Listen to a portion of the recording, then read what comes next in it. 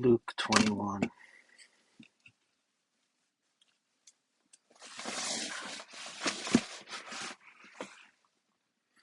The widow's offering.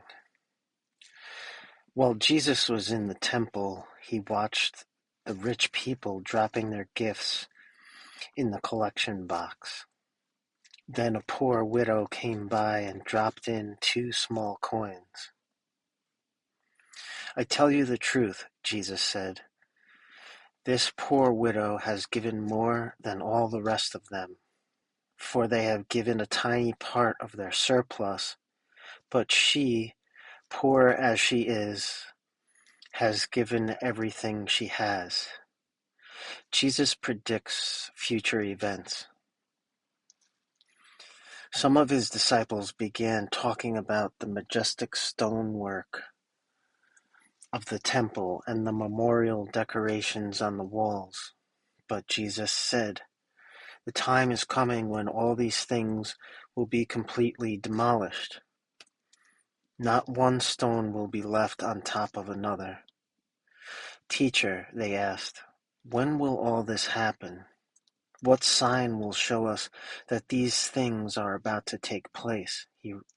He replied, "Don't let anyone mislead you, for many will come in my name, claiming, 'I am the Messiah,' and saying, 'The time has come.' But don't believe them. And when you hear of wars and insurrections, don't panic. Yes, these things must take place first, but the end won't follow immediately." Then he added, "Nation will go to war against nation, and kingdom against kingdom. There will be great earthquakes, and there will be famines and plagues in many lands, and there will be terrifying things and great miraculous signs from heaven.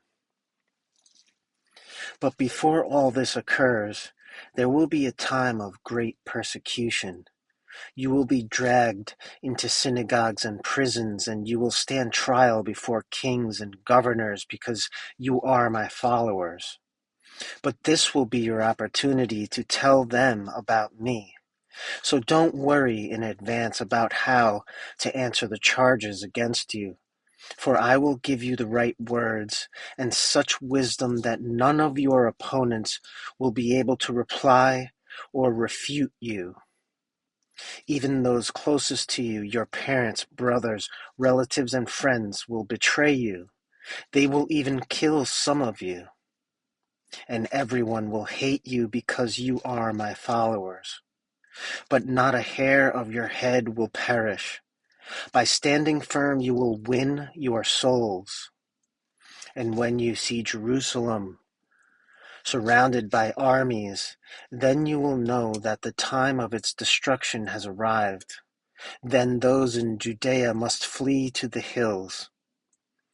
Those in Jerusalem must get out, and those out in the country should not return to the city.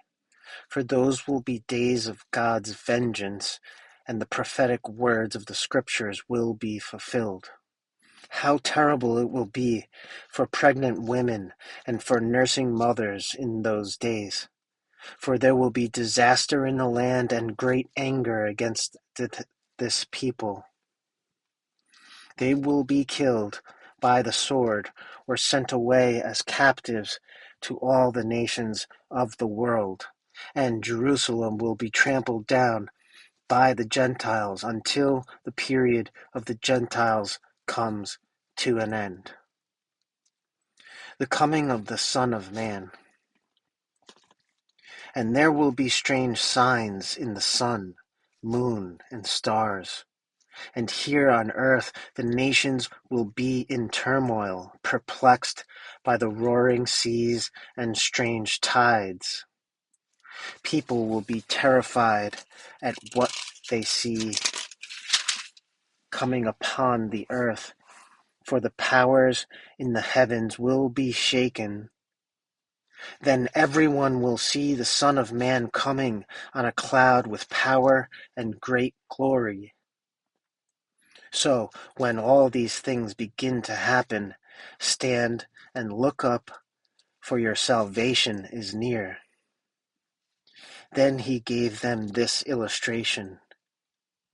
Notice the fig tree or any other tree. When the leaves come out, you know without being told that summer is near. In the same way, when you see all these things taking place, you can know that the kingdom of God is near. I tell you the truth, this generation will not pass from the scene until all these things have taken place. Heaven and earth will disappear, but my words will never disappear. Watch out. Don't let your hearts be dulled by carousing and drunkenness and by the worries of this life. Don't let that day catch you unaware like a trap, for that day will come upon everyone living on the earth. Keep alert at all times and pray that you might be strong enough to escape these coming horrors and stand before the Son of Man. Jesus teaches each day. Every day Jesus went to the temple to teach, and each evening he returned to spend the night on the Mount of Olives. The crowds gathered at the temple early each morning to hear him.